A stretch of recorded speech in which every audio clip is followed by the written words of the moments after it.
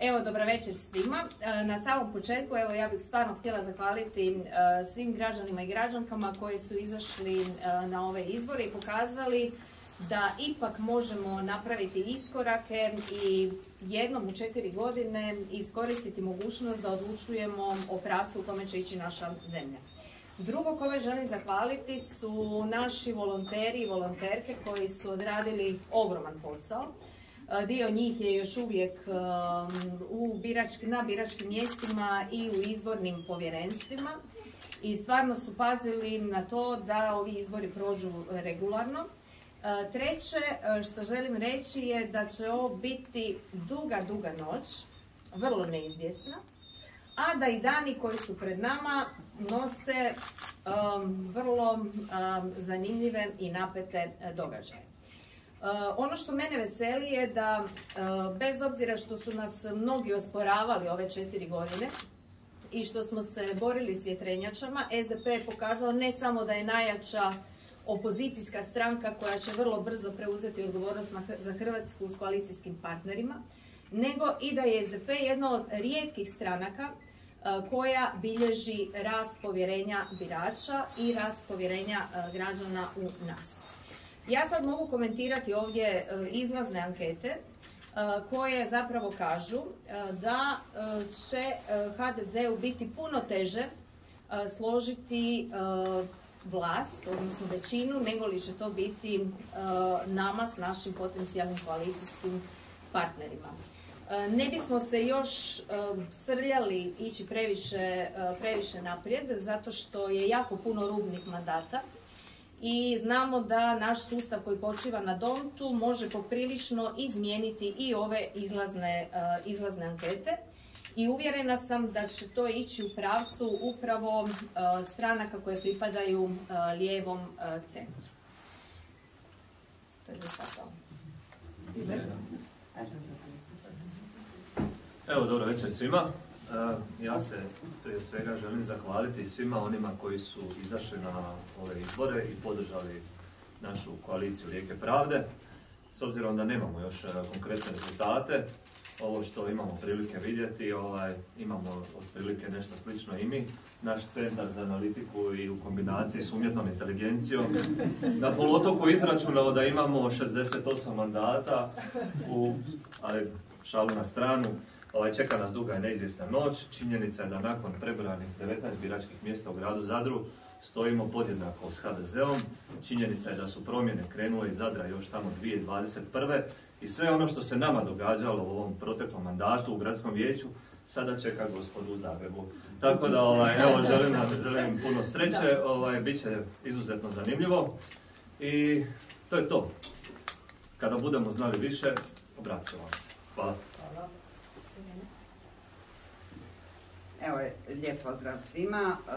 Ja se također želim zahvaliti svim građanima i građankama koji su izašli na izbore. Izlaznost je bila velika, što je u svakom slučaju pohvalno. Mi smo ih pozvali ljude da izađu i da daju svoj glas. Ovo su iznimno važni izbori i svaki glas je bitan. Ne znamo što će u konačnici biti, kao što i sami vidite, rezultati su takvi da nitko u ovom trenutku ne može ništa konkretno reći. Pred nama je ne samo duga noć, nego i neizvjesni dani. Ono što želim istaknuti u svakom slučaju je to da je SDP ovaj prošli mandat u Saboru završio sa 15 zastupnika. Znate i sami da je došlo do raskola i da su nakon toga svi predviđali da SDP-a više neće biti. Nakon ovih rezultata vidimo da je SDP zasigurno druga stranka u državi, da imamo preko 40 mandata u Saboru i da je ono što mi očekujemo to da ćemo formirati buduću vladu zajedno sa strankama centra i lijevog centra. Mandata HDZ. Da, ali to je vrlo uzorak. Mislim, to je recimo u Zagrebu jedno biračko mjesto. To što smo rekli da je obrađen poluotok, mi bi imali 68 mandata. Ne, ali mislim ne možemo tako, možemo sad spekulirati, ali to je zaista neozbiljno.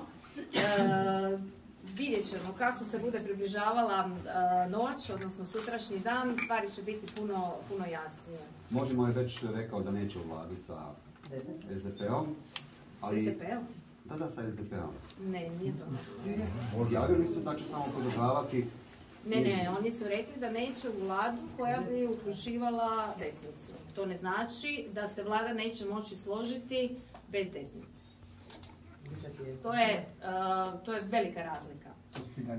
To je velika razlika, to su ti dani koji dolaze. Ima tu raznih opcija, kao što svi znate, ali ja o tome ne bih u ovom trenutku. Jedna od opcija je i manjinska vlada, druga opcija su novi izbori. Jedna opcija je da se to sve nekako pokušava objediniti kroz neku zajedničku priču. Ja neću sad govoriti o tome što je moje mišljenje, što bi bilo najpametnije, za što sam više, za što sam manje, ali bit ćemo pametniji ujutro, barem u onom dijelu službenih rezultata da znamo s čime raspolažemo i da kao ozbiljni ljudi vidimo što je tu realno, a što tu nije realno. Tko s kim može, tko s kim ne može, tko s kim može pod kojim uvjetima, a onda nakon toga građani su svoje rekli koje predstavnike žele, ali mi to u ovom trenutku još ne znamo u kojem je to broju.